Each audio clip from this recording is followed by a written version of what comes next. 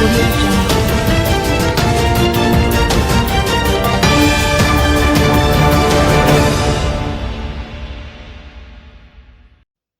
Policeman succumbs to injuries from motorcycle crash in St. James.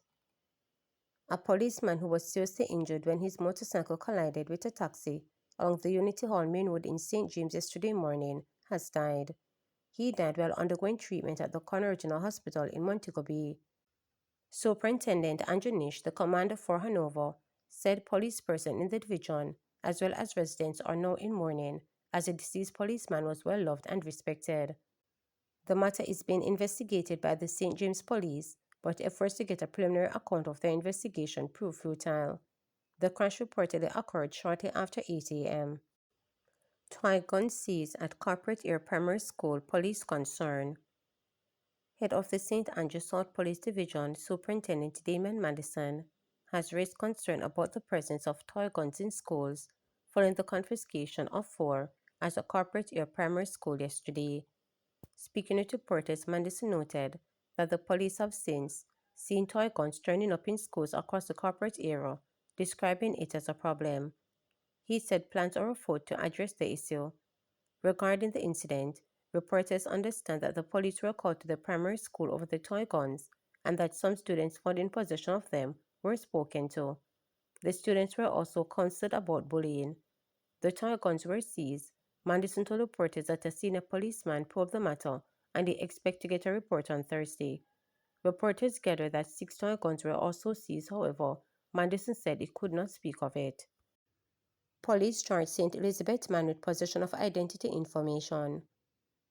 A St. Elizabeth man has been charged after he was allegedly found with lottery scamming documents. 25-year-old Derek Francis of Park District, Santa Cruz, is charged with knowingly possessing identity information. On January 21st, the police went to the house occupied by Francis and several others, armed with a search warrant. The police say during their search of the room, which was occupied by Francis, a book was found with information noting names, international addresses, telephone numbers, banking information, and social security numbers of persons living overseas. The police say Francis was unable to provide a lawful reason for the possession of this information, and as such, he was arrested and subsequently charged. St. Elizabeth farmers charged for alleged ganja possession. The St. Elizabeth police have charged 2 farmers with drug-related offences following the seizure of 15 pounds of ganja in the parish. They are 45-year-old Cameron Hutchinson and 54-year-old Vinroy Powell, both of Common Pen District, St. Elizabeth.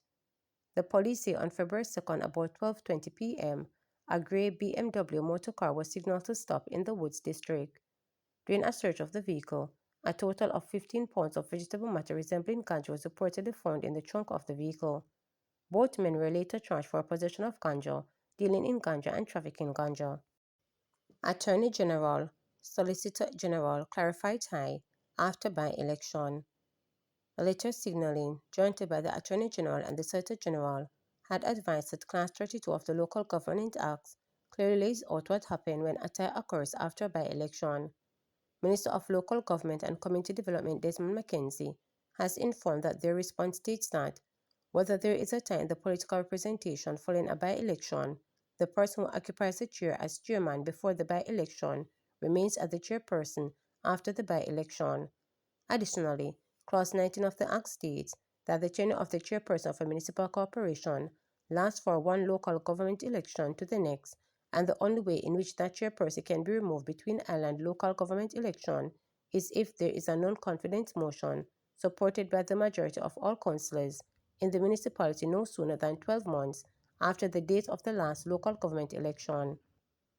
With respect to the Clarendon Municipal Corporation, what this means in practice, therefore, is that the chairman of the municipal corporation, His Worship the Mayor Councillor Joel Williams, continues as mayor.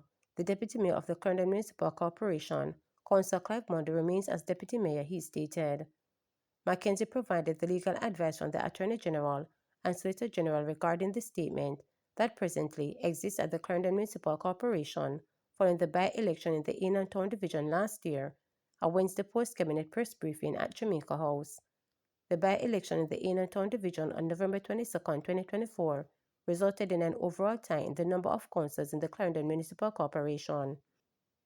Both political parties have 11 councillors in the corporation. He noted that since the by-election, there has been a contentious atmosphere existing in the Clarendon Municipal Corporation. He pointed out that this controversy has derailed the last 3 meetings of the Municipal Corporation, and so he wrote to the Attorney General and the Solicitor General for their input in the matter. With the legal position being clearly expressed, I'm expecting that the outburst and the disruption of the Clarendon Municipal Corporation will come to an end and that the needs of the people in their respective divisions will occupy the attention of the councils, the minister stated. I must, however, say that I am disappointed about the manner in which this dispute in Clarendon has unfolded. The Local Governance Act is very clear, and those who have not been undermining the national function of the corporation in pursuit of leadership change only have to read it or seek legal advice to see that their attempts have no basis in law, he added. Jamaica is fiscally ready, stated Prime Minister Andrew Holness. Prime Minister Andrew Holness called Jamaica's economy is strong, resilient, and fiscally fit, highlighting the country's ability to withstand and recover from shocks while maintaining economic stability. In a video statement, Holness reflected on Jamaica's remarkable progress in job creation, debt reduction, foreign exchange stability, and sustained economic growth, all of which he said are key indicators of a robust and well-managed economy. Jamaica today is different from Jamaica a decade ago, whether it is how we recover from COVID-19, supply chain stocks, or unseasonable weather. Jamaica has done well in withstanding and absorbing shock and recovering, Holness noted. He stated that one of the most telling signs of a strong economy is its ability to generate jobs, and Jamaica has made significant strides in this area. The Prime Minister noted that Jamaica currently enjoys historically low unemployment, with near full employment. Another critical indicator of Jamaica's fiscal fitness, Holness said, is the government's ability to manage its finances without increasing the tax burden on Jamaicans. He said for 9 consecutive budgets, the government has not introduced any new taxes. He attributed this to sound fiscal management that ensures economic stability while protecting citizens' earnings.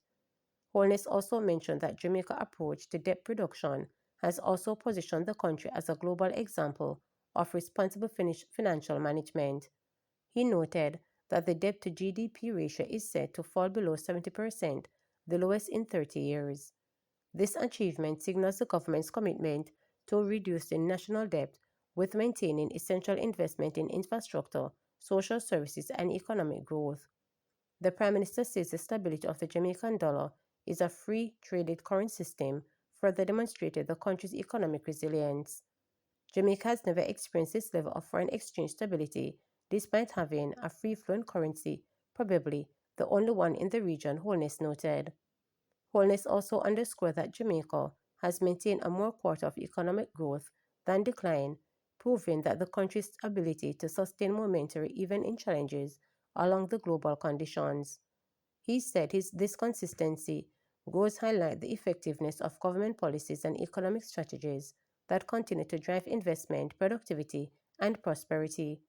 In the meantime, Holness also credited Jamaica's resilience to prudent economic management, including the creation of a disaster fund, a first in the nation's history.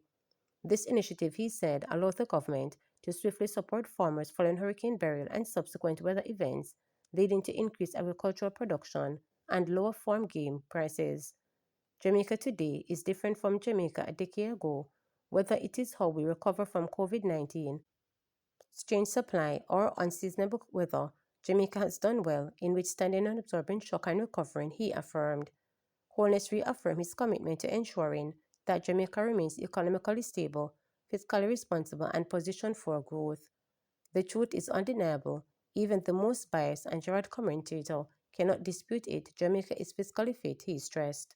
Remember to subscribe, like, share, and click the notification bell for daily updates.